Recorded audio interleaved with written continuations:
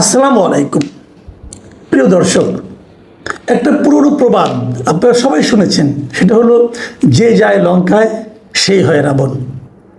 এখন এটা যদি আমি আমাদের এই বর্তমান সময়ের প্রেক্ষিতে অনুবাদ করতে চাই, তাহলে কীভাবে দাঁড়াবে? দাঁড়াবে এভাবে: যে যায় সরকারে অথবা যে যায় ক্ষমতায় সেই হয় স্বৈরাচারী বলবেন নাকি স্বেচ্ছাচারী বলবেন না কি বলবেন, এরকম হয়। এই উদাহরণটা কিন্তু আমাদের এই দেশে নতুন না, অনেক আগে থেকে চলে আসছে। আমি একটা পুরনো সবচেয়ে প্রথম ঘটনাটা বলি। 1974 সালের ফেব্রুয়ারি মাসে একটা আইন হয়েছিল বাংলাদেশে।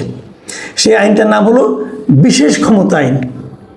সেই আইনটা হলো এমন যে সরকার যদি চায় কোনো ধরনের আনুষ্ঠানিক অভিযোগ কিংবা গ্রেপ্তারি পরোয়ানা ছাড়াই যে কোনো ব্যক্তিকে অনির্দিষ্টকালের জন্য আটক রাখতে পারে।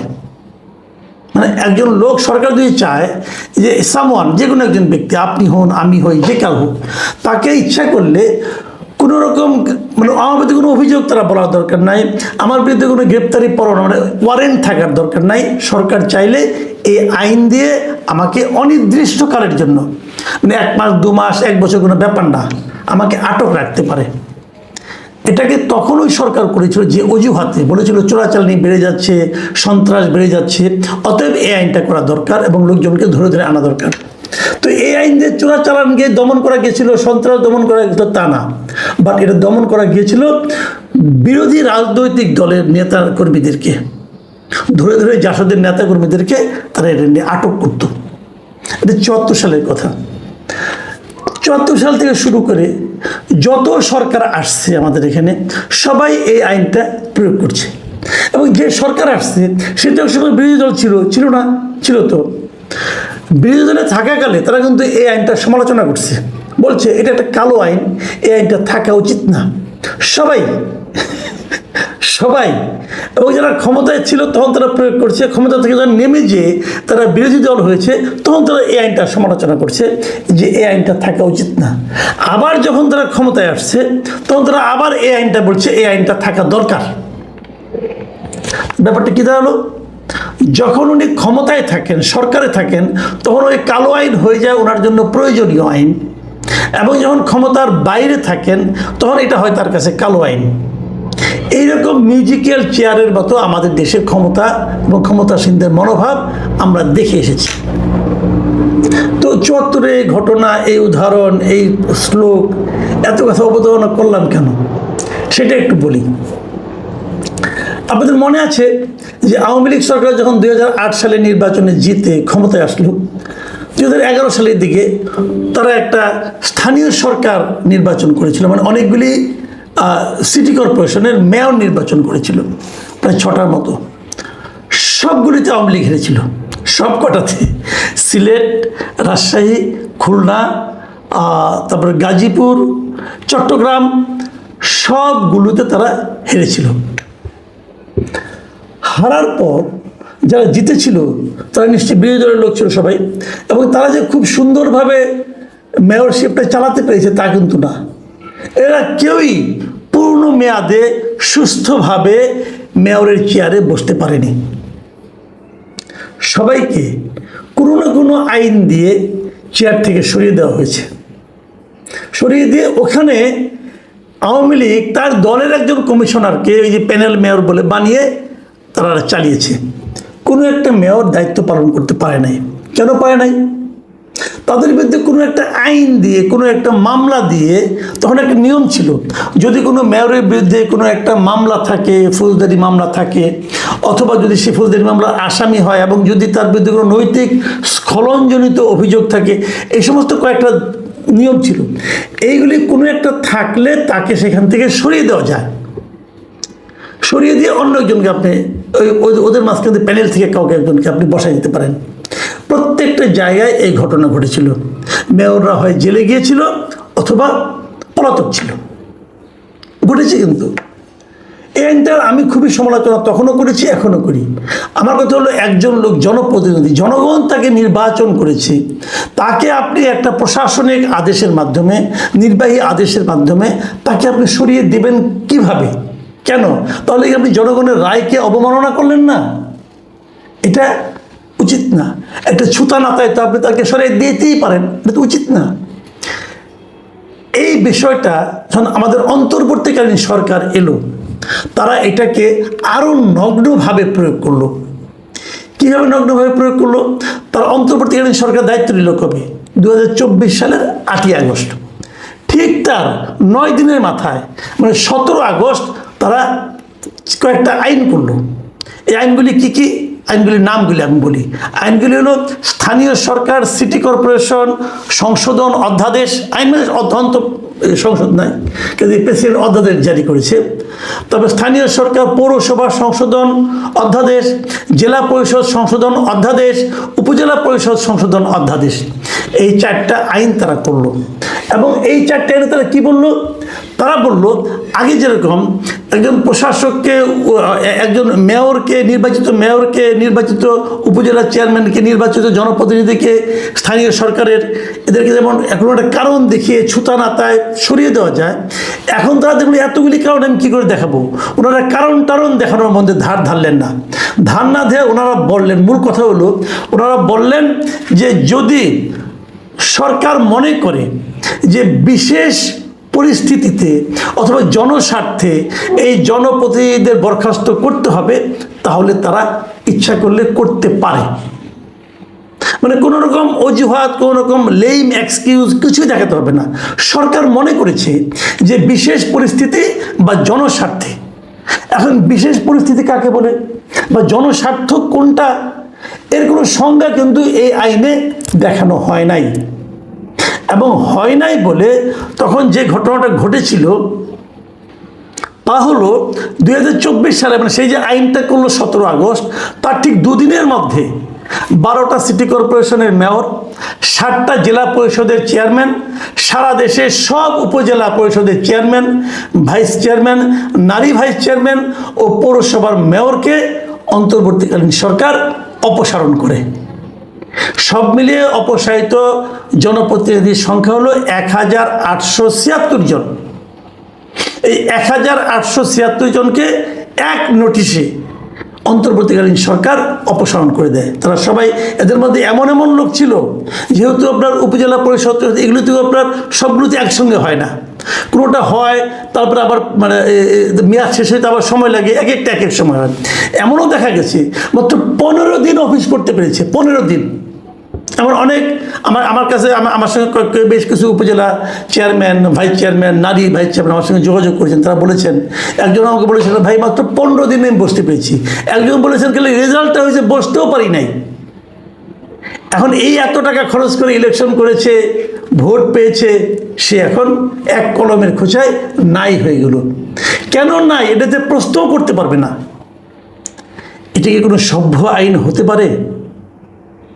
এই অসভ্যতা অন্তর্বর্তীকালীন সরকার করে গেছে 4টা অধ্যাদেশের মাধ্যমে। যাক, আগের সরকার, ওদের বদনাম বেশি করি না, আমি এখন বর্তমান সরকারের আমলে আসি। আপনারা জানেন যে অন্তর্বর্তীকালীন সরকার 133টা অধ্যাদেশ জারি করেছিল।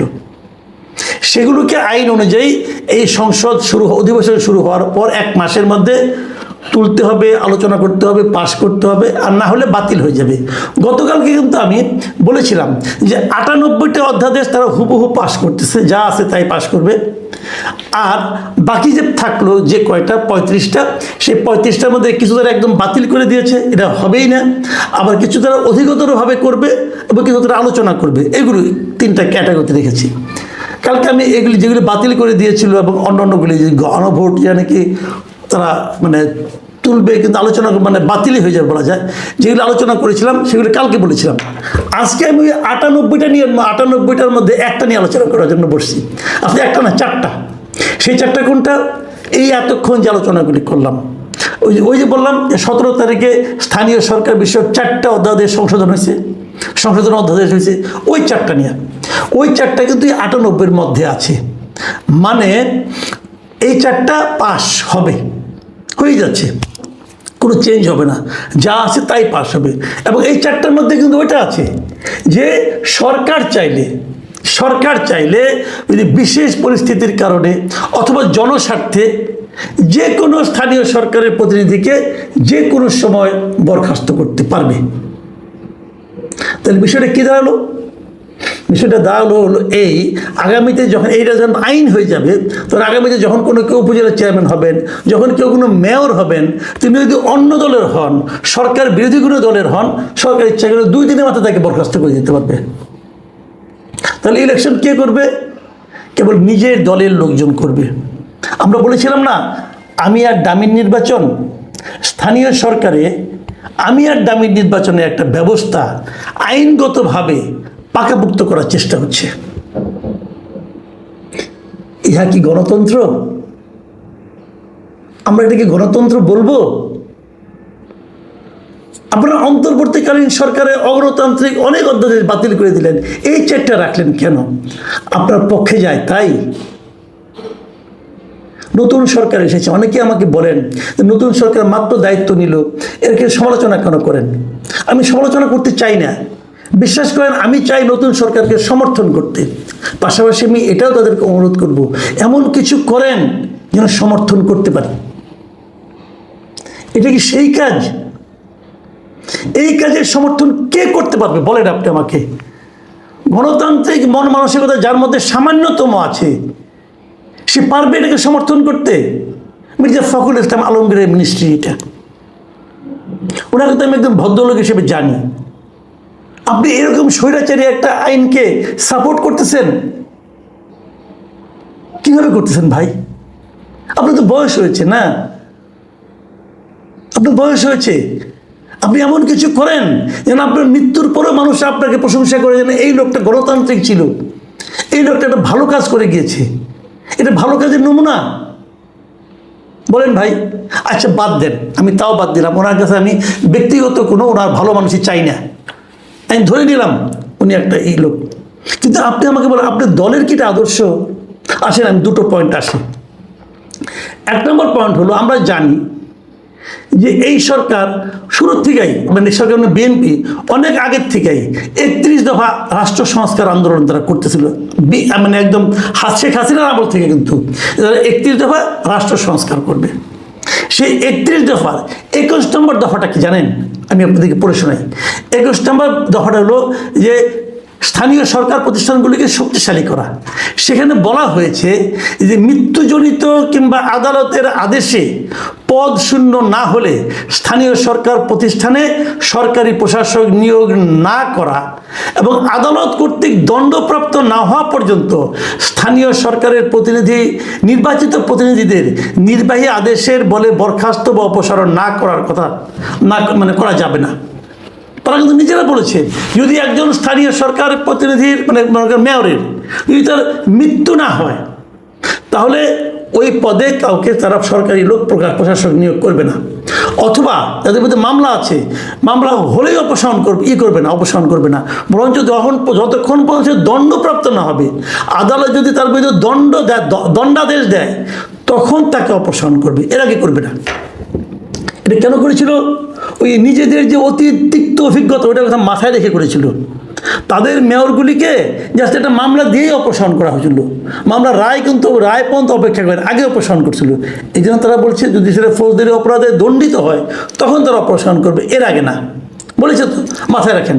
ঠিক সেই একই জিনিস এবার যখন তারা নির্বাচন করে, সেই নির্বাচনেও স্থানীয় সরকার, শক্তিশালী স্থানীয় সরকার গঠন, এখানে যে তারা বলেছে একই কথা বলেছে যে মৃত্যুজনিত কারণ কিংবা আদালতের আদেশে পদশূন্য না হলে স্থানীয় সরকার প্রতিষ্ঠানে সরকারি প্রশাসক নিয়োগ করা হবে না। তাহলে স্থানীয় সরকার কোনো প্রশাসক নিয়োগ করা হবে না। এই সরকার প্রথম দায়িত্ব নেওয়ার পর যে অপকর্মটা করেছে, আমার বিবেচনা অপকর্ম বলছি আমি, সেটা হলো যে বিভিন্ন সিটি কর্পোরেশনে তার নিজস্ব দলীয় লোককে প্রশাসক হিসেবে নিয়োগ করেছে। প্রথমে 6টা, পরে আরো 5টা। এটা আপনি প্রশাসক হিসেবে নিয়োগ করলেন কেন?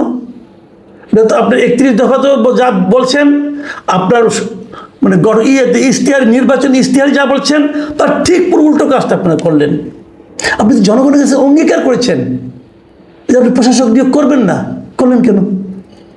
দলীয় লোক নিয়োগ করলেন এই আলোচনা করি না, প্রশাসক তো নিয়োগ করেছেন, কেন করলেন? এর বাইরে জেলা পরিষদগুলিতে, সবগুলি জেলা পরিষদে আপনারা প্রশাসক নিয়োগ করেছেন দলীয় লোককে। কেন? জনগণের কাছে করা অঙ্গীকার এত দ্রুত ভাঙতে একটু চক্ষু লজ্জা হলো না আপনাদের? একটুও না? আমরা আপনাদেরকে একটা গণতান্ত্রিক শক্তি ভাবতে ভালোবাসি। আমাদের সেই যে চিন্তাটা, সেই আকাঙ্ক্ষাটা আপনাদেরকে ঘিরে, সেটা অন্তত পক্ষে কয়েক মাস ধরে রাখেন ভাই, কয়েকটা মাস তো ধরে রাখবেন। আমি বুঝি না। প্রিয় দর্শক, আপনারা